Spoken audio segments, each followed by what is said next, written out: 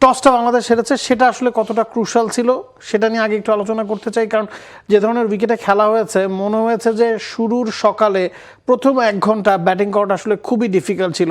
15 রানেই 5টা উইকেট বাংলাদেশ হারিয়ে ফেলেছিল। 5টা উইকেটে মিচেল স্টার্কের দখলে প্রথম 5 ওভারে তিনি 5টা উইকেট নিয়েছেন নিজের, এবং হি ওয়াজ আউটস্ট্যান্ডিং। তবে বাংলাদেশকে একটু বেটার অ্যাপ্লিকেশন দেখাতে পারতো কিনা, কারণ প্রথম 5টা উইকেটের কথা নিয়ে যদি আগে আলোচনা করি, দেয়ার ওয়াজ সাম র্যাশ শটস, লুজ শটস।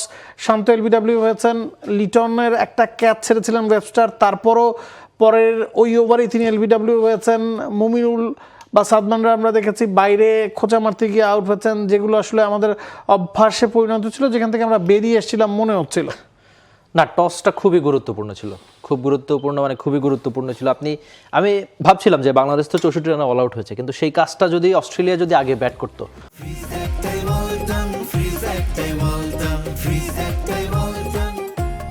প্রথম 22 বলের মধ্যে মিচেল স্টার্কের নামের সঙ্গে 5টা উইকেট, তো ওই 22টা বল যদি শরীফুল হাসানরা পেতেন, বা ওই যে প্রথম 30 ওভার বাংলাদেশ ব্যাটিং করলো, এখানেই আমার মনে হচ্ছে যে বাংলাদেশ খানিকটা ব্যাকফুটে চলে গেছে। আপনি টসটা খুবই গুরুত্বপূর্ণ ছিল, আগে ব্যাট করলে হয়তো আজকের দিনের গল্পটা ভিন্ন রকম হতোই আমার মনে হয়। নাবিল কাছে শান্ত প্রথম ম্যাচে বলেছিলেন যে ওপেনাররা যেমন পারফর্ম করেছেন সেটাতে তিনি সন্তুষ্ট। তানজিদ তামিম তো সেঞ্চুরি করেছেন, সাদমানের প্রশংসাও তিনি করেছিলেন যে সাদমান যে 20টা বল খেলেছেন, বা পার্টনারশিপে যে 40টা বল 2 ওপেনার ফেস করেছেন, ওই 40টা বল তারা ফেস করেছেন দেখেই পরের দিকের ব্যাটসম্যানদের জন্য কাজটা সহজ হয়, যেগুলো আসলে বাইরে থেকে হয়তো খালি চোখে অতটা বোঝা যায় না। আজকে ওই জায়গায় ওপেনাররা কেন পারলেন না বলে মনে হয়? ইটস বিকজ হেজিলউড, কামিন্স, স্টার্করা যেই লাইন লেংথ মেনটেন করেছে সেটা, নাকি একটু ধৈর্যের অভাবও আসলে দেখা গেছে? না, একটু ধৈর্য তো বটে। আর বিশ্বসেরা বোলিং লাইন আপ, আমরা এই সিরিজটা যখন শুরু হবে তখন থেকে বলা বলি করছিল যে টেস্ট ক্রিকেটে আপনি 3-4 জন বোলার রয়েছে যাদের নামের সঙ্গে 300-এর বেশি টেস্ট উইকেট, তো তাদের বিপক্ষে প্রথম ঘন্টায়, প্রথম যেদিন হবে খেলা সেদিন কি হবে, কিভাবে খেলবে বাংলাদেশ। ইনফ্যাক্ট আমরা উইন্ডিজের কথা বলতে পারি, ভারতের কথা বলতে পারি, মানে বিশ্ব ক্রিকেটের অনেক ভাগা ভাগা বড় মাপের ব্যাটাররাও কিন্তু এই পেস অ্যাটাকটা সামলাতে পারেনি। সেক্ষেত্রে বাংলাদেশ পারবে না এটা সবাই ভেবেছিল, কিন্তু আমরা এই যে পজিটিভ আলোচনা কেন করছি তারপরও, কেননা বাংলাদেশ প্রথম ম্যাচটা জিতেছিল নাবিল কাছে। ব্যাটারদের থেকে আমি আরেকটু ভালো কিছু আশা করছিলাম, যে এখানে আপনার ওই 12 রানে প্রথম 5 উইকেট হারানো, বা 4 ব্যাটার 0 রানে আউট হওয়া, 7 ব্যাটার সিঙ্গেল ডিজিট আউট হয়েছে, তো এটা সব মিলিয়ে আক্ষেপ তো বটে। একটা পর্যায়ে আমি দেখছিলাম যে সবাই আলোচনা করছিল যে টেস্ট ক্রিকেট ইতিহাসের বা বাংলাদেশের যেটা লোয়েস্ট টোটাল ছিল তা কি আরেকবার হবে কিনা, বা আমরা দেখছিলাম যে প্র্যাকটিস ম্যাচেও বাংলাদেশ খুব বেশি ভালো কিছু করতে পারে, তো সেখান থেকে আরেকটু ভালো তো আশা করছিলাম আমি ব্যাটারদের কাছ থেকে। বাংলাদেশ যখন ব্যাটিং করেছে মনে হয়েছে যে বল খানিকটা সাপের মতো আসলে ছবল দিচ্ছিল, এবং আর্লি মর্নিংয়ে এই ধরনের উইকেটে সার্ভাইভ করাটা ডিফিকাল্ট।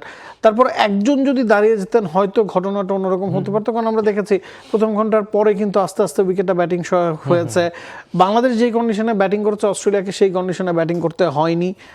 তো সব মিলিয়ে কি মনে করেন যে টপ অর্ডারে অন্তত একজনের আসলে ক্লিক করা দরকার ছিল, একজনের সময় নেওয়া দরকার ছিল, বা যেভাবে হোক ওই টাইমটা আসলে পার করে দেওয়া উচিত ছিল? আপনি যেটা মেনশন করলেন খানিকক্ষণ আগে, এই ব্যাপারটাই সবচেয়ে বেশি ইম্পর্টেন্ট, যে ক্রিকেট তো আমরা প্রায়শই বলি ইন্ডিভিজুয়াল, আপনি যতই ভালো পারফরমেন্স করেন হয় না, টিম গেম।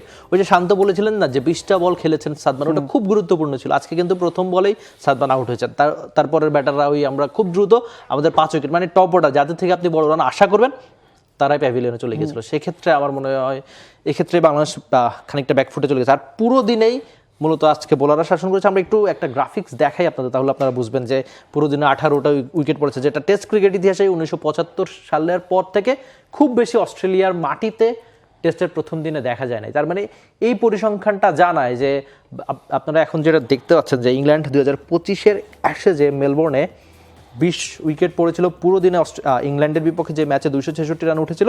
তারপর ইংল্যান্ড একই বছর পার্থে 19টা উইকেট পড়েছিল, বাংলাদেশ আজকে 18টা উইকেট, সব মিলে বাংলাদেশ অস্ট্রেলিয়া 229 উঠেছিল।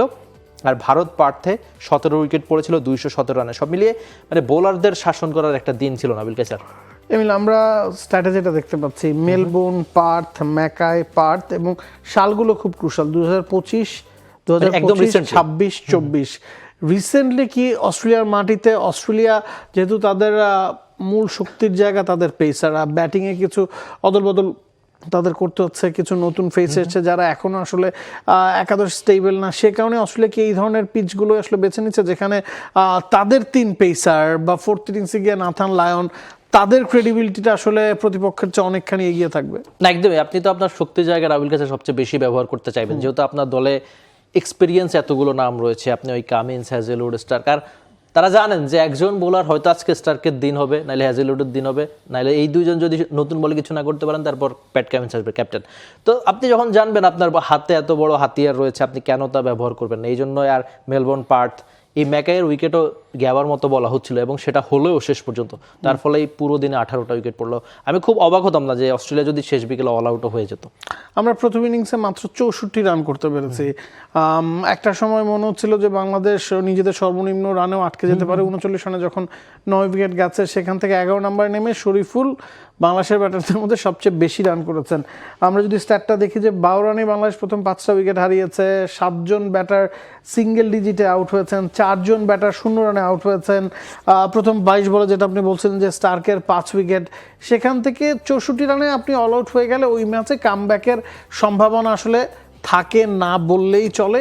64 রানে যখন আপনি অল আউট হয়ে যাবেন, তখন that's the end for you. তবে বাংলাদেশকে ক্রেডিট দিতে হবে যে বাংলাদেশ যেভাবে কামব্যাক করেছে। For more updates, subscribe to our YouTube channel and click on the bell icon. Follow us on Facebook and Instagram. Download T Sports app to enjoy exciting games and highlights. Visit tsports.com.